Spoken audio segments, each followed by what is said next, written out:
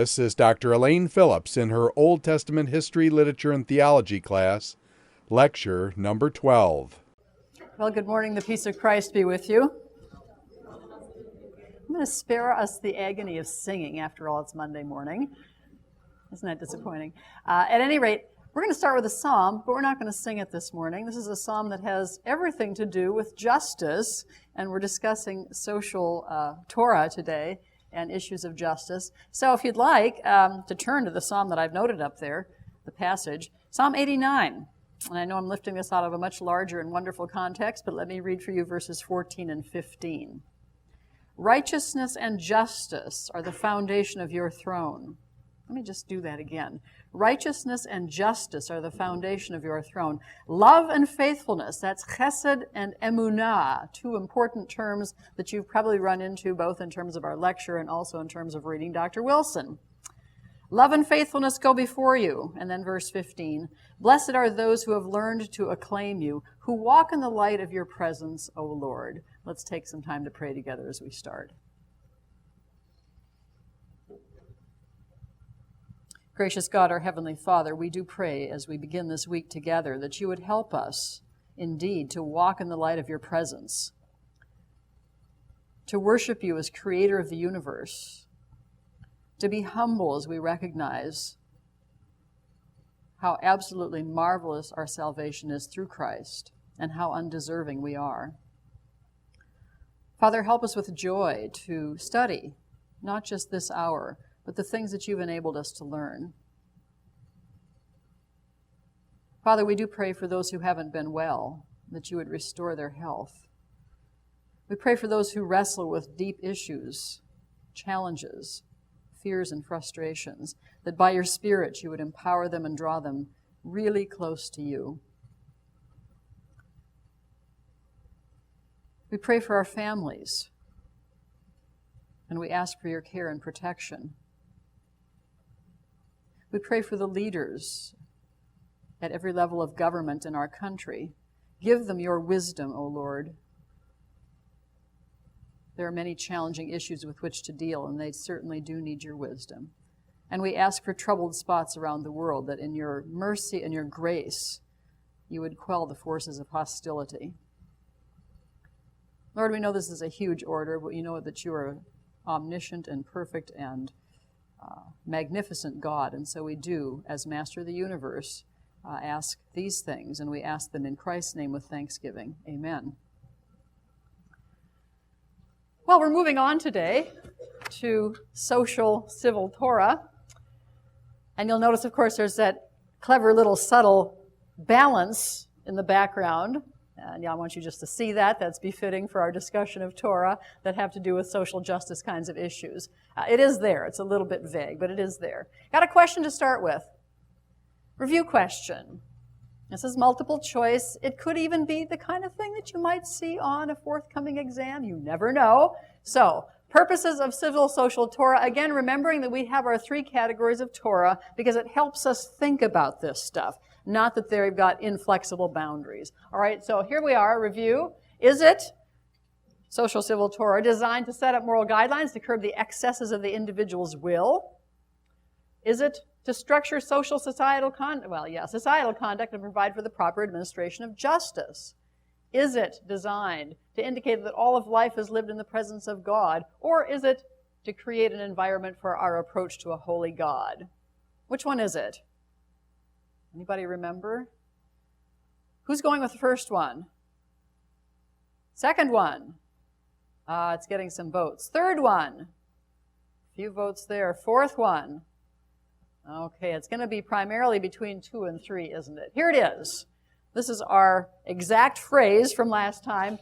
Civil social Torah. And again, this is the category that we've chosen to kind of set some boundaries around this to help us talk about it. Civil social Torah, I can't even talk, is to structure societal conduct. In other words, give us ways in which we function in communities, because that's where we're designed to live, and then provide for proper administration of justice. The third and the fourth actually have to do more with ritual ceremonial Torah, which, Lord willing, we're going to talk about on Wednesday.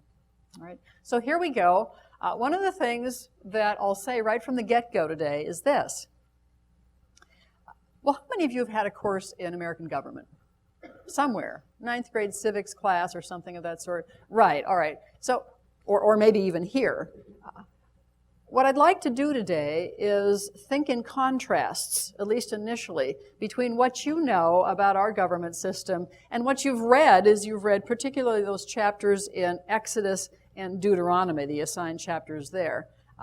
Because in essence, what we're going to do for the next 50 minutes is talk about Israelite government about 3,500 years ago. And I'd like us to think about that. Most of what we're going to do, at least for the first 15, 20 minutes ago, this is a time warp, for the first 15 or 20 minutes or so, at least I got the right O ending there, hopefully we can carry on a good discussion in regard to this. I hope you'll draw on the things that you know, both in terms of your own experience with our particular governmental system. And then we'll go into talking our way through the lecture outline. I've given you lots of information in terms of categorizing some of this stuff, and so I'm not going to talk through what looks like a grocery list. It really does. You can get that stuff from the material that's on Blackboard and from what we have up here. But I'd like to have, at least in the beginning, a fairly engaging discussion. This is not an easy issue necessarily to deal with, and so let's talk about it a little bit. First of all, there are some ancient Near Eastern parallels. And I said last time, I think it was last time, that one of the things we wanted to focus on was the Code of Hammurabi. Now, in your Old Testament parallels, you have excerpts from this. What I've got in front of me is a monstrous book, weighs about 6 pounds, I think, and this has the entirety of the Code of Hammurabi in it. This, by the way, is in the reference section of the library. If you want to read the whole thing, here it is. What I'm going to do, right from the get-go, is read for you some segments from the Code, and then some material from the book of Exodus that you've already read for today. And let's just think in terms of comparisons and contrasts, all right? That's the first thing we want to do. So here we go. I happen to be starting with item number 195. There are 282 little declarations of law in here. I'm starting with 195. And listen carefully to see what differs and what is similar. If a son has struck his father, they shall cut off his hand. If a citizen has destroyed the eye of a member of the aristocracy, they shall destroy his eye. If he's broken another citizen's bone, they shall break his bone. If he's destroyed the eye of a commoner or broken the bone of a commoner, he shall pay 1 mina of silver. If he's destroyed the eye of a citizen's slave or broken the bone of a citizen's slave, he shall pay 1/2 his value. If a citizen has knocked out the tooth of a citizen of his own rank, they shall knock out his tooth. If he's knocked out a commoner's tooth, he shall pay 1/3 of a mina of silver. And it goes on with those kinds of things. Let me skip just a little on down here.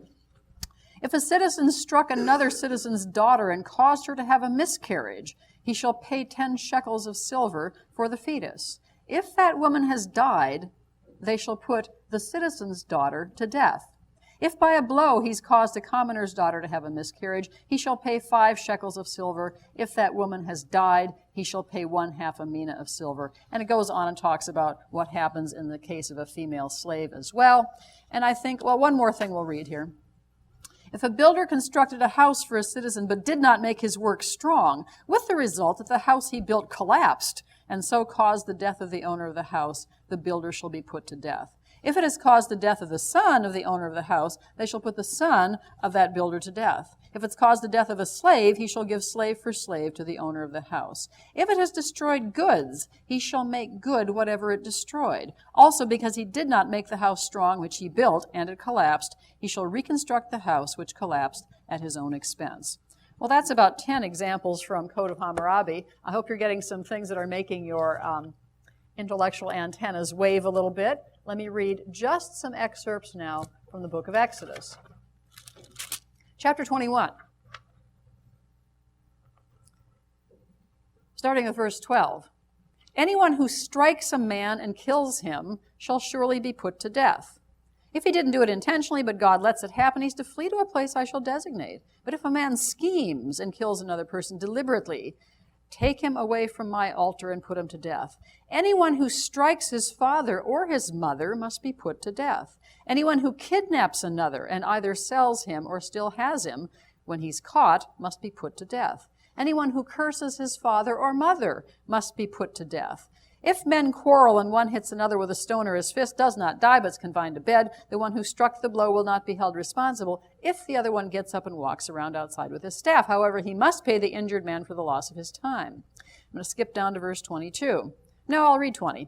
If a man beats his male or female slave with a rod and the slave dies as a direct result, he must be punished. But he's not to be punished if the slave gets up after a day or two, since the slave is his property. If men who are fighting hit a pregnant woman and she gives birth prematurely, but there's no serious injury, the offender must be fined whatever the woman's husband demands and the court allows. But if there's serious injury, you are to take life for life, eye for eye, tooth for tooth, hand for hand, foot for foot, burn for burn, wound for wound, bruise for bruise.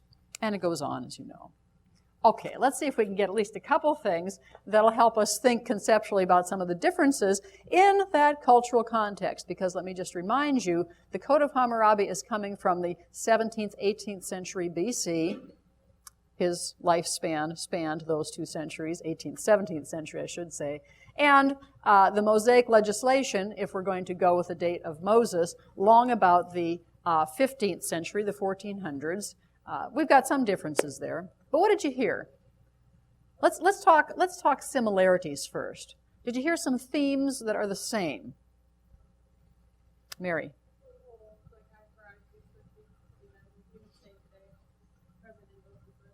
Yeah, the measure for measure punishment, the eye for eye, the tooth for tooth. Now, the scripture says it, eye for eye, tooth for tooth, et cetera, and kind of compresses it to indicate to us that this is supposed to be the principle, measure for measure. The Code of Hammurabi spells it out. For each case, you've got that, unless, of course, there's some other factors going on. Any other similarities? Nick?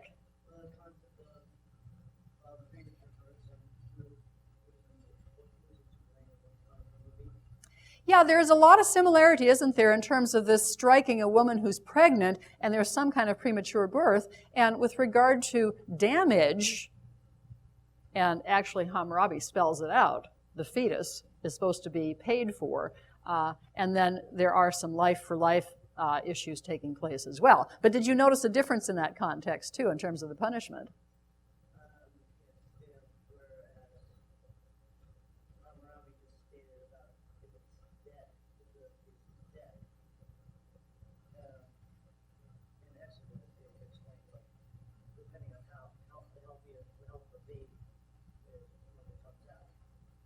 Yeah, although the Exodus text is also a little bit ambiguous in this. I was actually thinking of the other thing.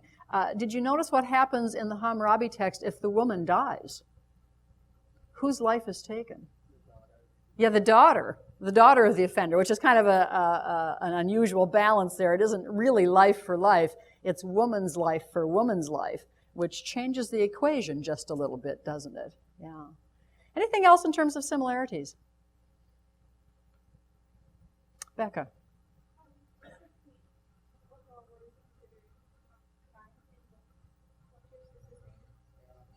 Yeah, same basic crimes. Now, of course, I've cheated a little bit and I've excerpted things that are the same, but you do have the same kinds of sequencing going through. So the issues that have to do with striking people, kidnapping people, damage to property, those are going to all be there. And so, we all have the same basic ideas of justice and what is an injustice when it's done to us. Did you notice as well, and by the way, this is our segue to differences, because this is an area where there are both similarities and differences. There are indications of social stratification in both texts, right? Social stratification, in other words, free persons as opposed to slaves is what you're going to read, particularly in the Exodus text, and gender differences in both texts. But let's now look at some of the places where there are contrasts between Hammurabi and the biblical text in terms of social stratification. What different classes of citizenry, I didn't even say that right, what different classes of people did you hear as I was reading? Nick, go ahead. And one more. Okay, aristocracy, citizens, which is kind of an odd word in this text, but that's probably the best translation for it. Commoners. There's also commoner class in there, and then finally slaves as well. So there's, different levels, and of course then measuring out different kinds of punishments depending on where somebody falls in that whole caste system, which in some ways is what it is.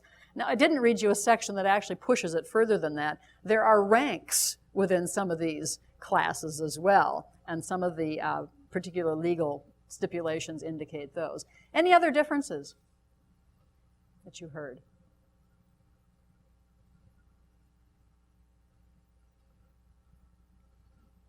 It's a little more, yeah, go ahead, Christina.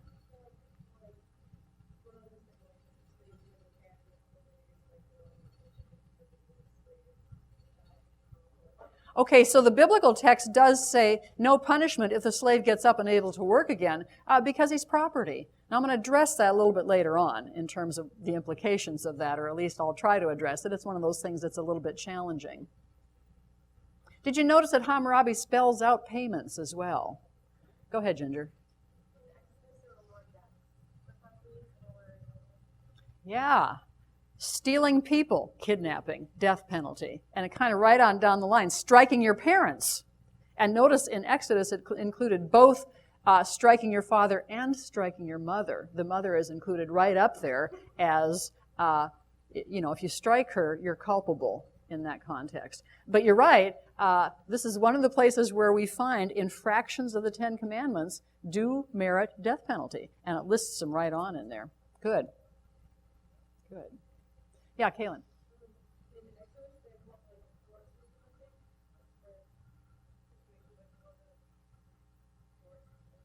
Yeah, it did say bring it to the judges, didn't it? And as a matter of fact, if you probably read the rest of these chapters of Exodus, there is clearly a system, witnesses, et cetera, et cetera. So there's more of an evident court system. Now, I would suggest, in all fairness to the Code of Hammurabi, that that's presumed behind that too, although it doesn't build it right into the statement of these particular laws.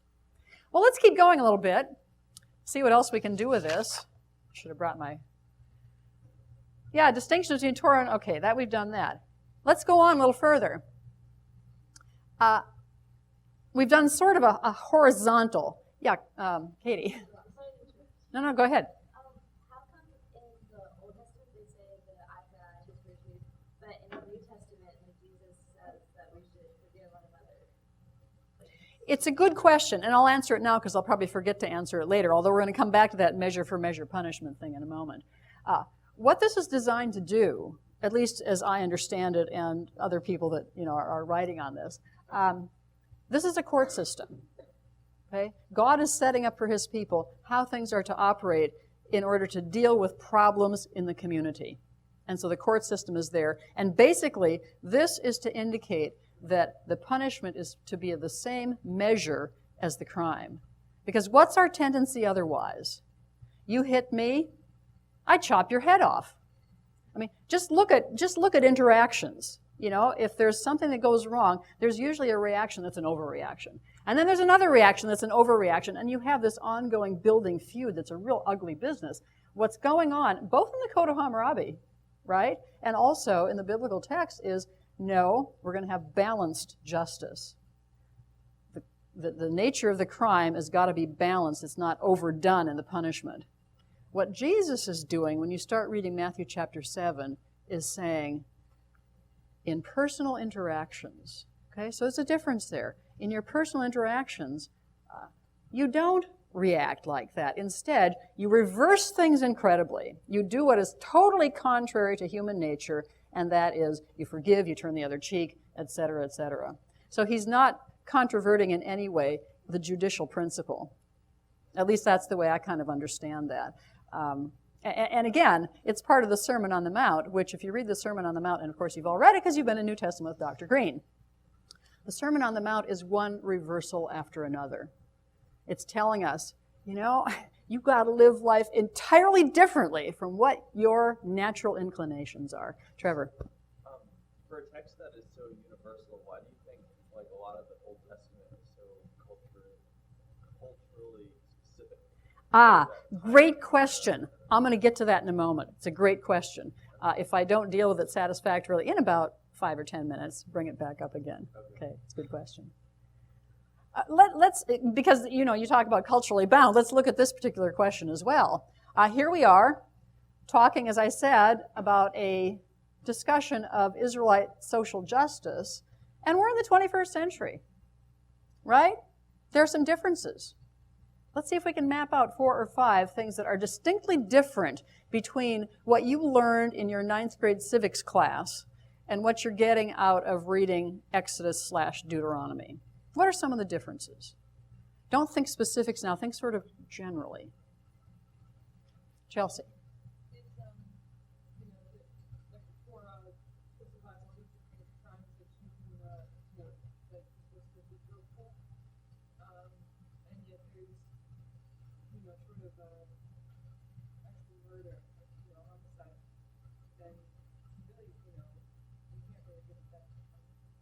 Okay, so we see a whole lot more implementation of the death penalty in the Torah. Now, interestingly enough, whereas in contrast to us, we go up and down on the death penalty. Sometimes it's there, sometimes it's not, which brings us to another whole difference, which is the prison system, but I'll get back to that in a moment. Yeah, we'll come back to that. It's a good point. Mary?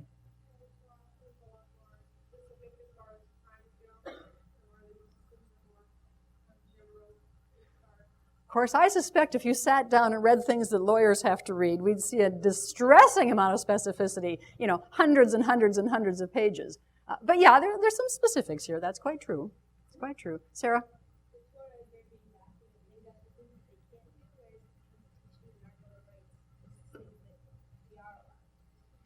Okay, so we have a Constitution and especially Bill of Rights that has a positive thrust to it.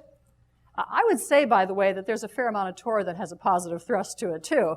But you're right. The intention of the stuff that we're reading with regard to structuring societal conduct and dealing with infractions is going to have, obviously, a here's the crime, here's the punishment tone to it.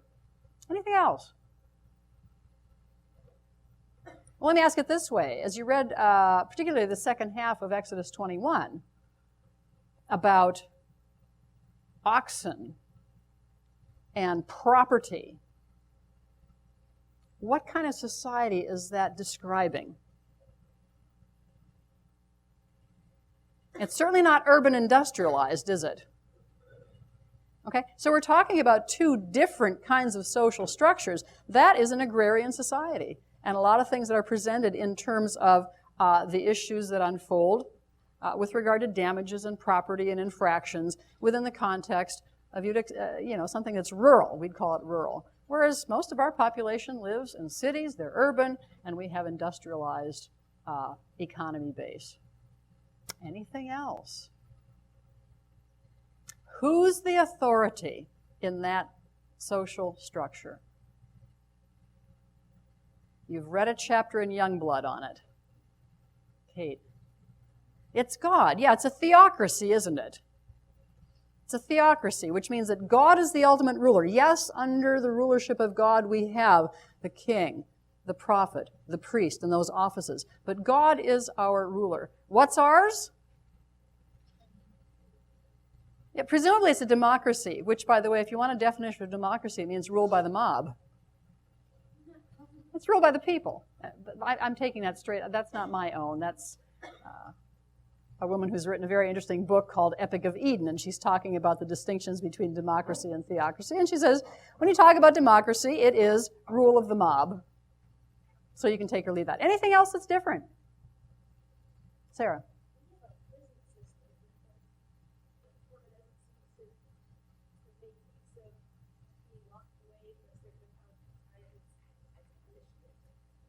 Right. Different ways of dealing with punishment, most notably our extensive prison system, which may or may not be good. All you need to do is read some sociological issues with regard to what's going on in prisons, and one has to wonder how really helpful they are. But at any rate, in the Torah, is there any parallel to prison? Most of it was immediate punishment. You find out the person's guilty, and you fine them 4 or 5, 2, whatever, if they've stolen something, or there's a penalty that's a death penalty. But is there any parallel to prison? Kate?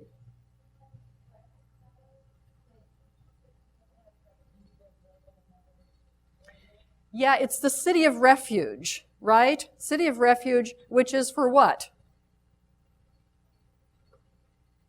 Trevor?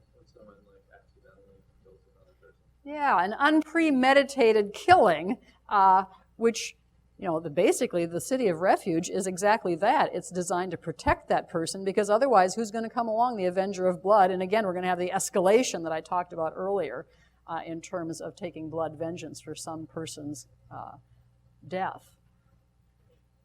Well, are there any other differences that we need to mention? There's one that you women ought to have your antennas waving on. There's some gender differences, aren't there? Presumably, we have a culture, and of course this isn't ideally true all the time, but presumably have a culture where women have equal rights along with men. Why is it so different back then? Because it is.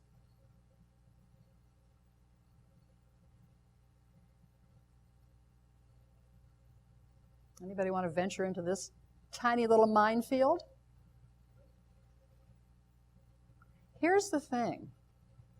If a woman was not under the protection of her father, her brother, or her husband, she was destined to starve. Okay? You didn't have independently living women in those contexts. And so therefore, with that particular kind of a social structure in this larger family structure, we call it the Beit Av, the extended family, women had, simply to survive, to be under the protection of father, brother, or husband. And so that creates some differences as well. Now, we're going to come back to that whole issue of gender stuff when we start talking about the whole nasty issue of political marriages farther on down the pike. But for now, let's leave it at that. Well, we need to move on a little bit. Just a suggestion in terms of some cross-cultural principles that we want to keep in mind as we're reading this stuff. In other words, we've noted a bunch of differences now. Let's just think of the things that have some particular similarities. The Torah is adamant. Justice has to be balanced. In fact, that measure for measure principle comes up 3 times. Exodus 21, Leviticus 24, Deuteronomy 19, all in response to a different kind of a circumstance. So we're supposed to get the idea, hey, this idea of balanced justice, which is so contrary to our vengeful human nature. Remember Lamech back in Genesis? Okay. The text emphasizes it here. So it's got to be balanced, properly applied, not perverted, either in favor of one class or another. It says don't favor the rich, but it also says don't favor the poor. There's got to be equal application here. Interestingly enough, 2 or more witnesses are required to effect a punishment, and particularly with regard to effecting the death penalty. 2 or more witnesses were absolutely necessary, or they couldn't do it. And those witnesses had to agree. By the time we get to the 1st century, and of course our parade example is the trial of Jesus, where they can't get the witnesses to agree. But by that time, the rabbis had constructed a very intricate system of making absolutely certain that witnesses agreed word for word for word, or they would not effect the death penalty. So there was not a whole lot, actually, in the rabbinic court system of actual bringing about death penalties, because they were so careful. And in fact, the rabbinic movement worked really hard to try and think of ways to avoid bringing about the death penalty and do something else instead, like a fine. Well, care for the disadvantaged. The 3 paradigm words, and you see them over and over and over again.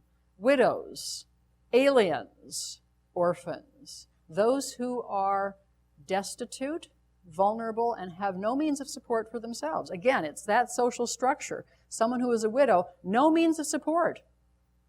And so the state, if you will, was supposed to care for them. And a real concern for that. And not only that, aliens. Why such a concern for aliens? What does the text say in terms of a reason? Oh, dear name, help me out. Carrie, go ahead.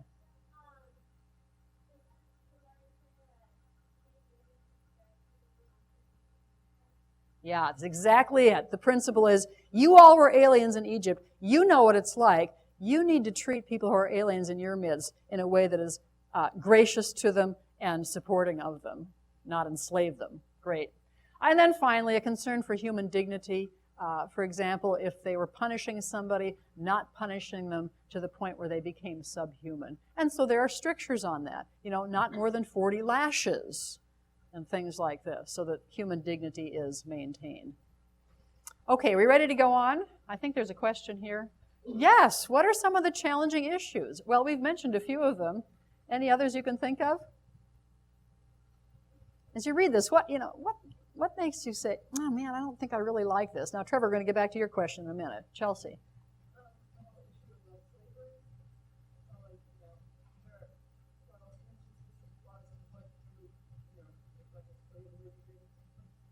Right. The whole issue of slavery's existence, for the one thing, and then how a slave seems to be treated as a lesser quality person than somebody who's free, and particularly the free Israelite. Anything else besides slavery? Katie. The death penalty is mentioned so many times. Good. Good. Doesn't sit well with us, does it? Now again, I'm not going to go way down this path, but I would suggest to you that it may be that the reality of our prison system is as inhumane. Just a suggestion. But I realize it's a long, long, long debate. Susanna.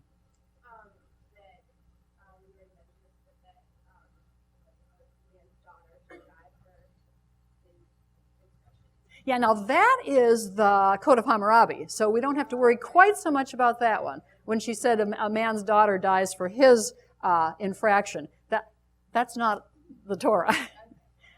But again, I mean, there are some interesting gender issues here that come up, aren't there? And we have already mentioned those as well.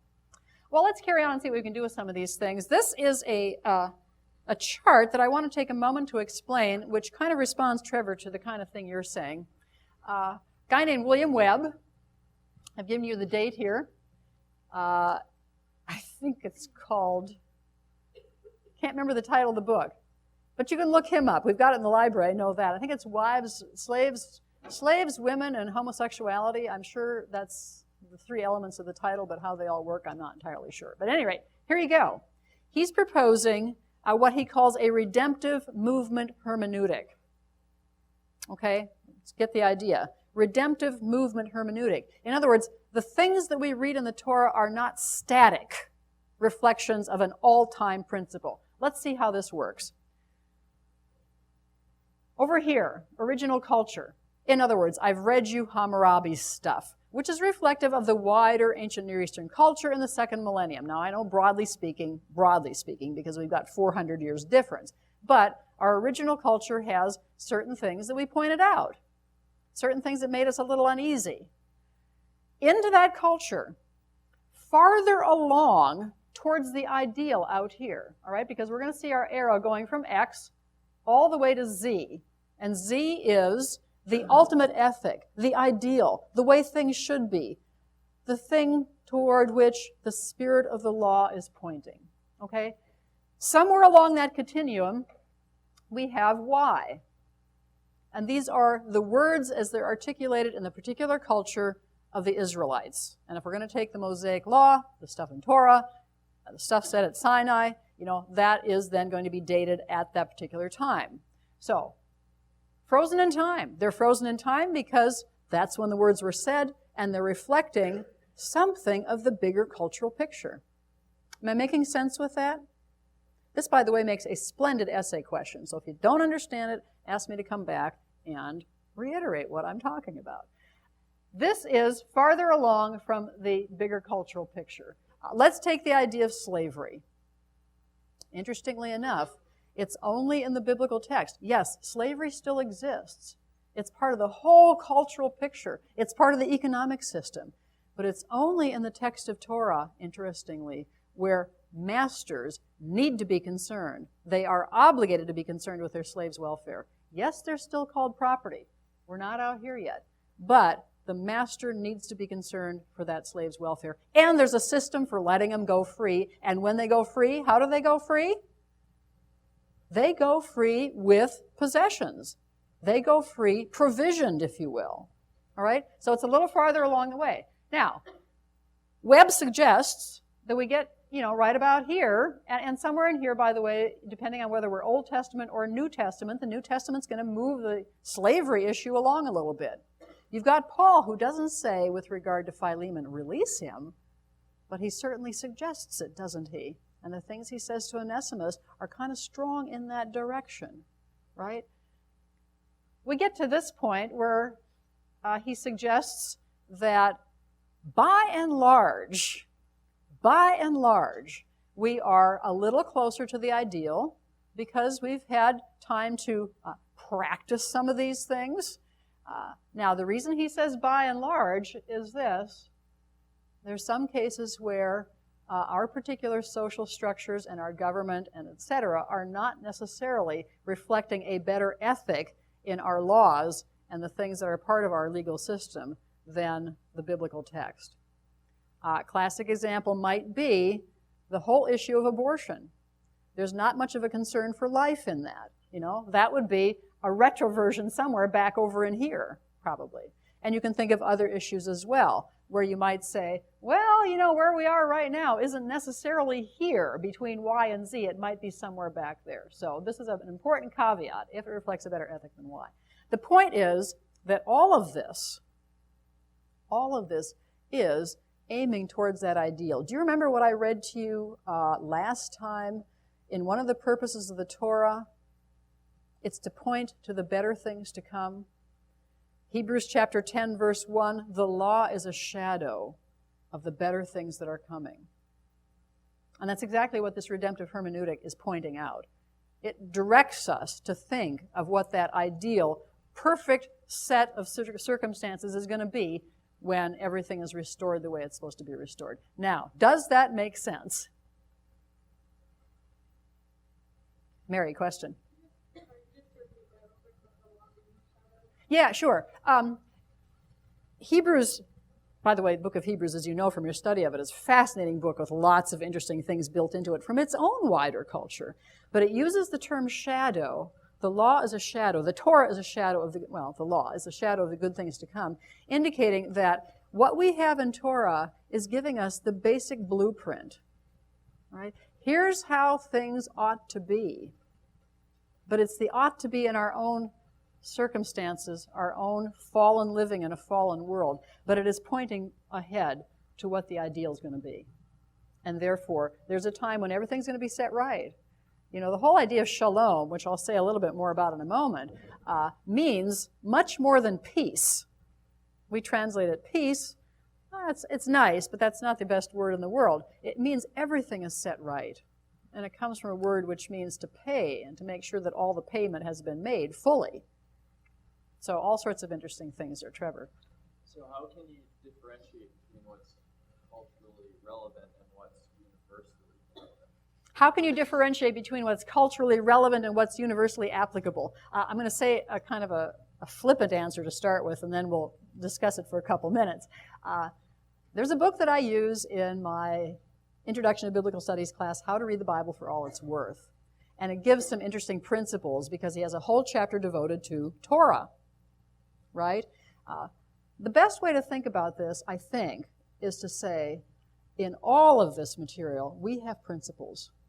And so what you do is read whatever Torah you're reading, whatever chapter of the Bible you're in, and you say, okay, we may not be building parapets around our houses anymore, but we need to be building fences around our swimming pools.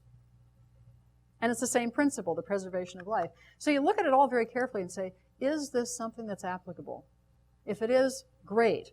If it's a matter of, not wearing clothing that has linen and flax mixture in it, that might be a reflection of the Egyptian culture from which they've come. Now, it may say something to us on a very symbolic level about not mixing things, but I wouldn't push it too far, actually. It's a matter, I would suggest, in terms of how you determine which things are applicable, seeing which laws and regulations have a pattern of reappearing throughout the Bible, right? To take a classic but a very hot button and uncomfortable issue, The biblical text is uniformly, right from Genesis, right on through into the New Testament, Corinthians, Jude, it's uniformly condemning of homosexual behavior. And so you would say, all right, that's something that then is still part and parcel of our application, needs to be. Now, it's a huge issue in terms of how we think about it and deal with it. Yeah, Chelsea.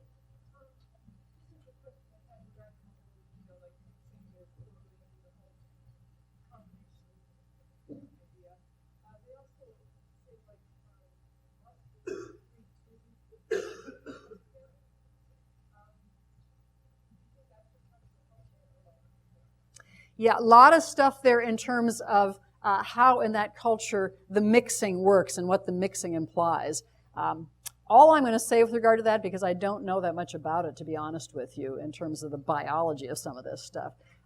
What's going on here, I think, is a strong emphasis on purity, because God's people were to be clean and pure. And I think the symbolism behind that is what's going on with that. And so therefore, we take that particular principle and theme and we apply it the way we would apply it in this day today. That's the safest way, I think, for me to deal with that. Well, should we move on from our redemptive movement hermeneutic? Kind of get a handle on this and think it through and use it as you're reading some of these particular laws.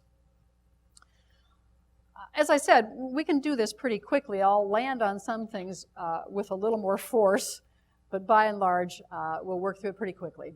Measure for measure, I've already intimated that this is indeed designed so as to prevent over-excessive vengeance.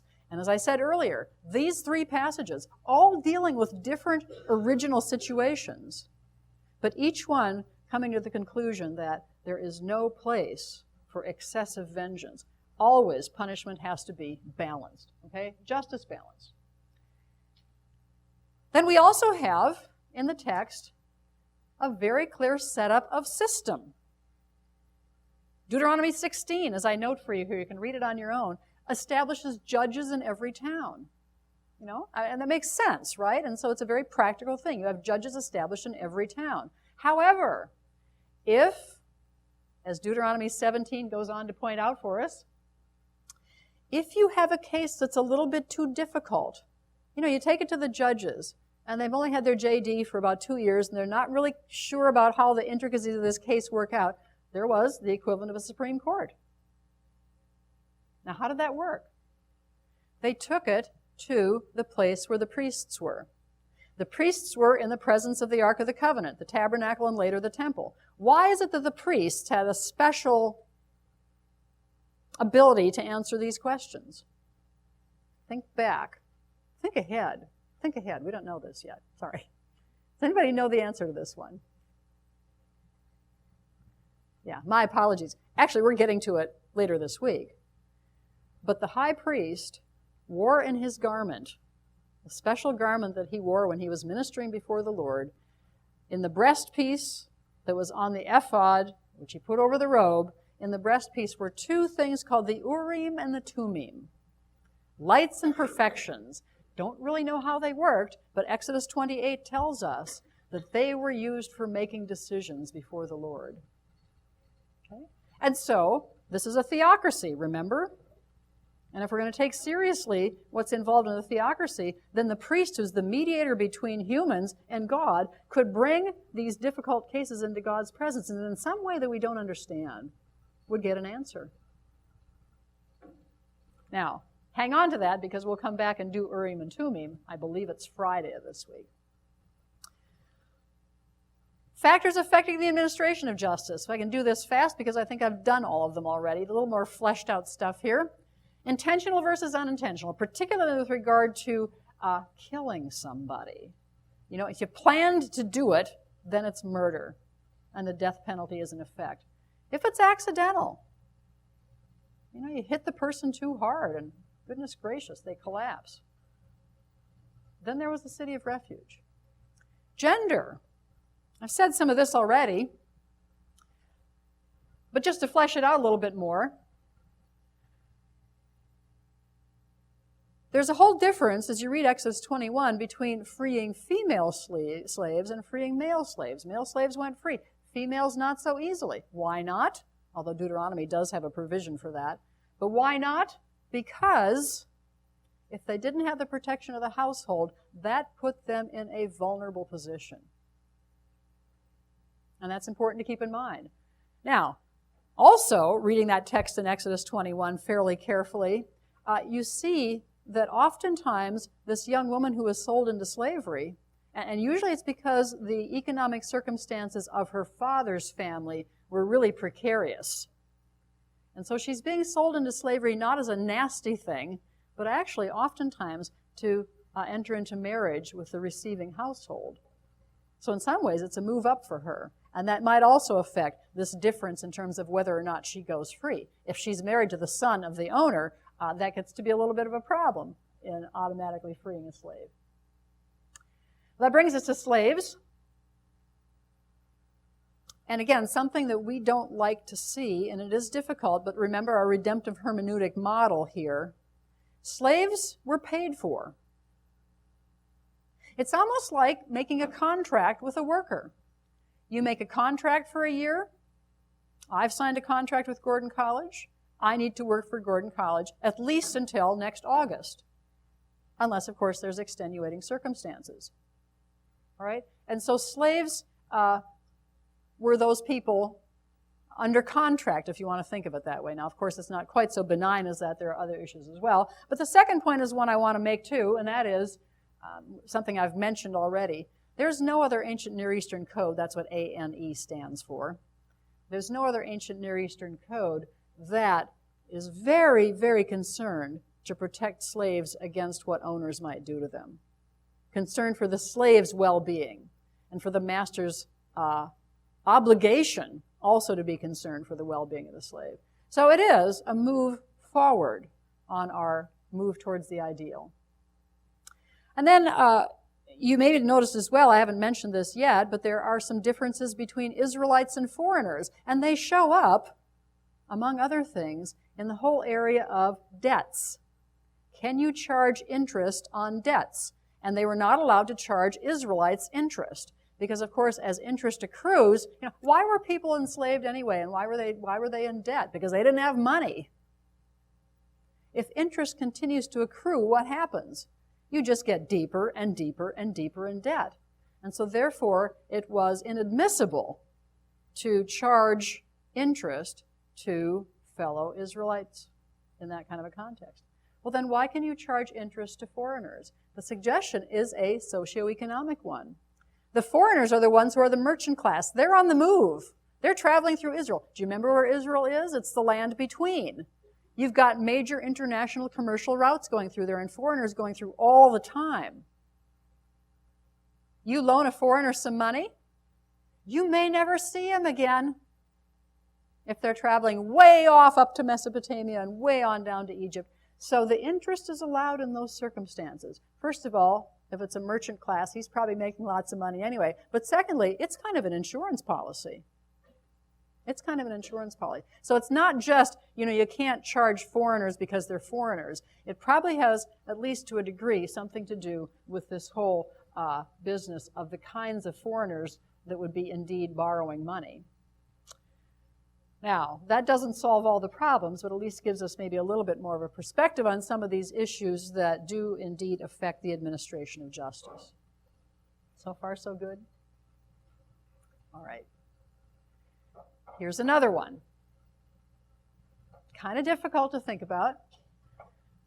The death penalty. And yes, it does show up more than we in our 21st Western cultural context like.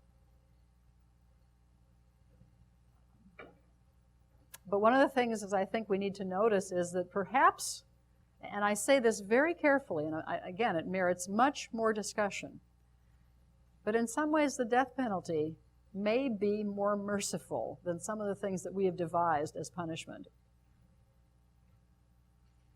I just suggest that, again, a further discussion.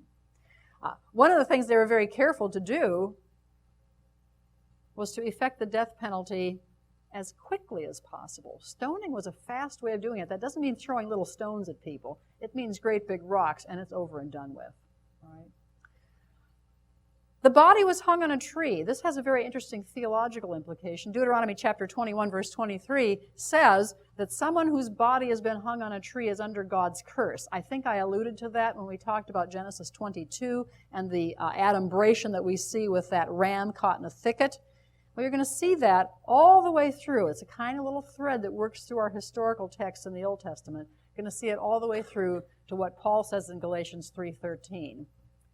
As he's talking about Jesus and the crucifixion. Cursed is everyone who is hung on a tree. Flogging or other physical punishment could not be overdone. As I said, fewer than 40 lashes so that the person not be completely degraded or completely torn apart, basically. Other means of physical punishment, there is that very interesting passage, I think it's Deuteronomy 25, I'm pretty sure, where if a woman steps in to kind of break up a fight between two men and she hits a man's testicles with her hand, what happens to her hand? It's cut off. It's cut off. Probably because she has possibly endangered the very source of life and progeny for him. And of course that has all sorts of implications in that culture, more so than we have in ours. So that's the possible suggestion. And of course for her, if she's done that, you can't do a measure for measure punishment, right? You do get the point, don't you? Restitution.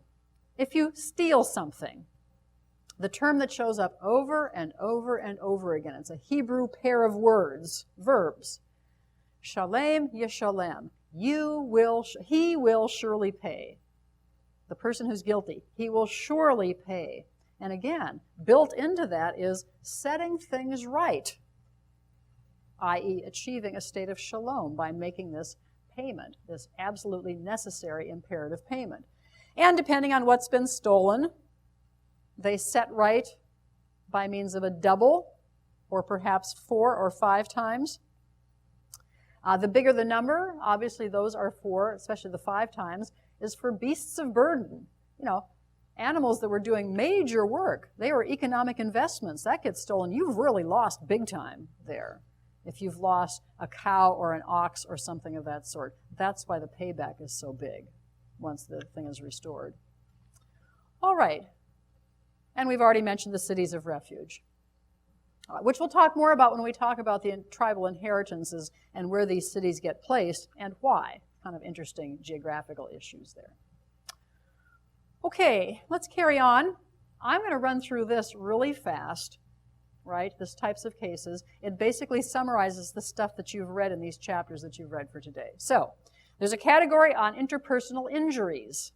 Sorry, let's try that again. Interpersonal relationships, the first one being injury. And that goes everything from striking people to causing death.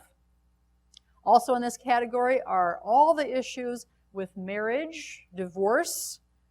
By the way, the discussion in Deuteronomy 24 about divorce and reasons for divorce provides the basis for the Pharisees when they come to question Jesus. You may remember this in Matthew 19. You know, under what reasons or for what reasons can a man appropriately divorce his wife? That's reflecting an ongoing Pharisaical discussion on Deuteronomy 24, because there's a word in there that's a little hard to interpret. The Hebrew word is erva. What does it mean? Does it mean sexually improper conduct, adultery, etc., or does it simply mean displeasing?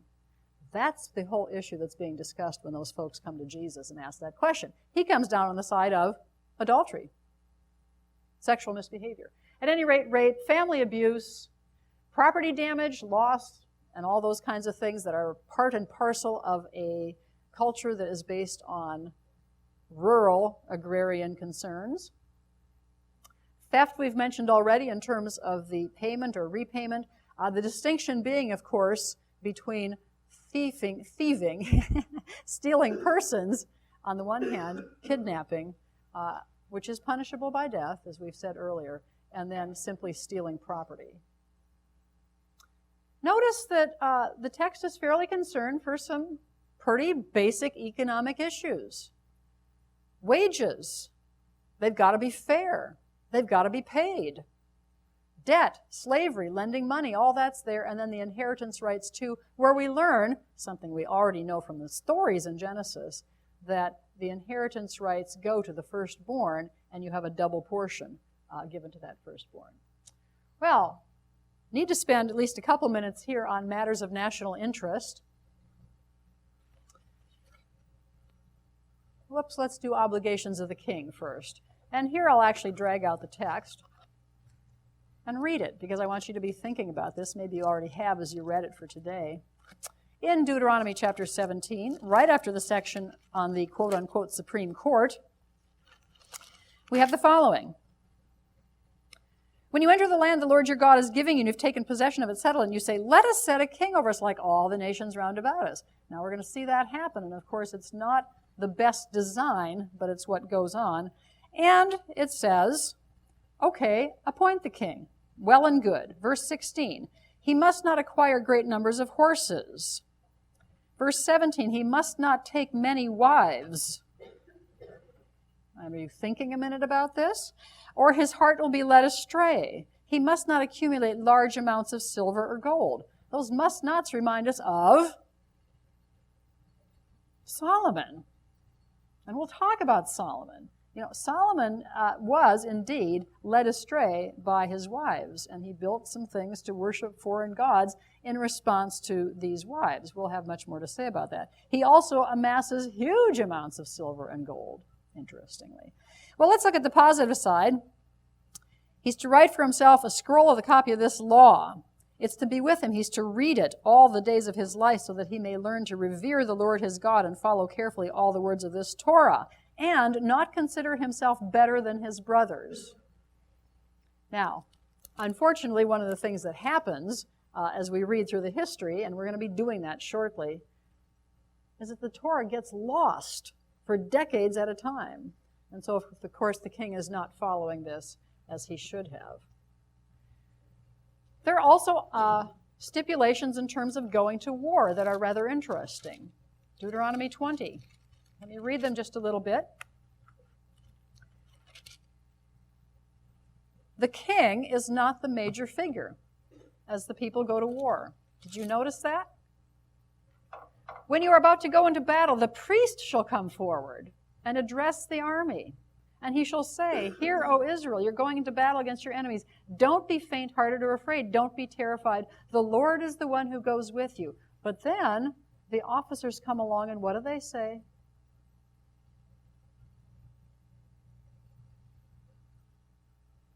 There is a status probably equivalent to our conscientious objector.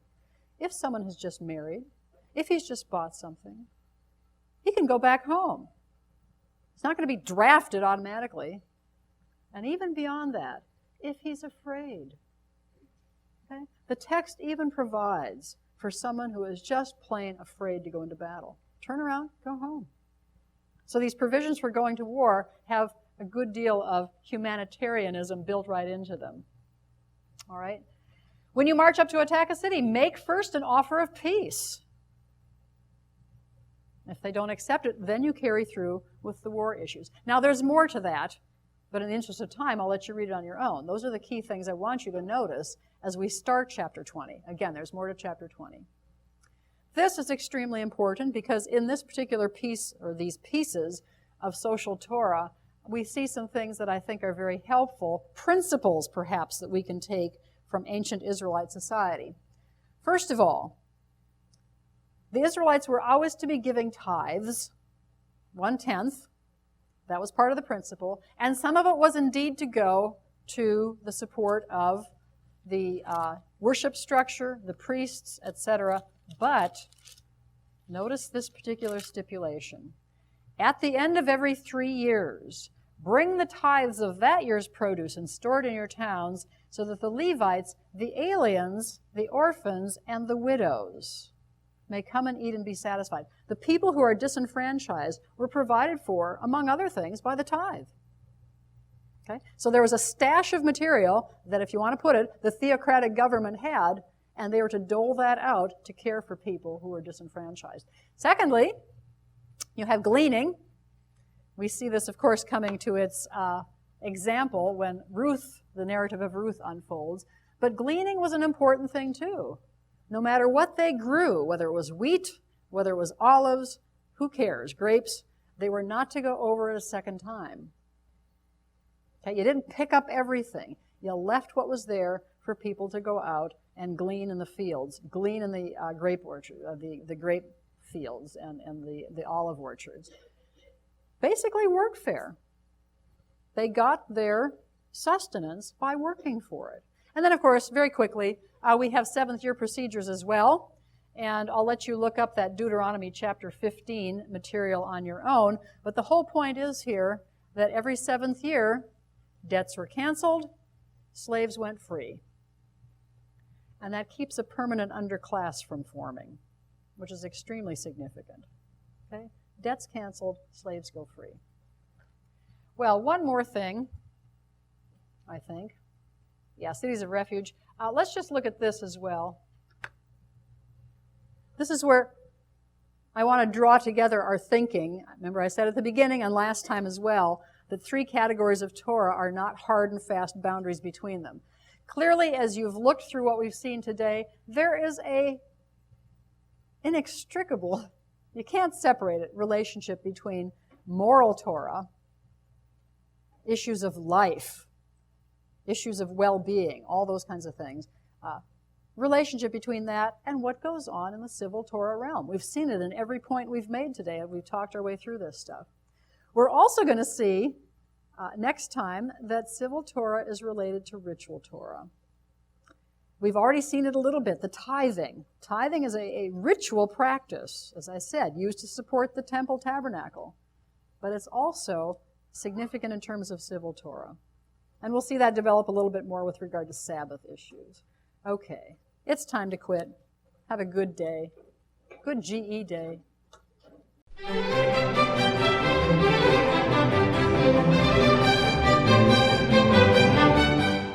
This is Dr. Elaine Phillips in her Old Testament History, Literature, and Theology class, lecture number 12.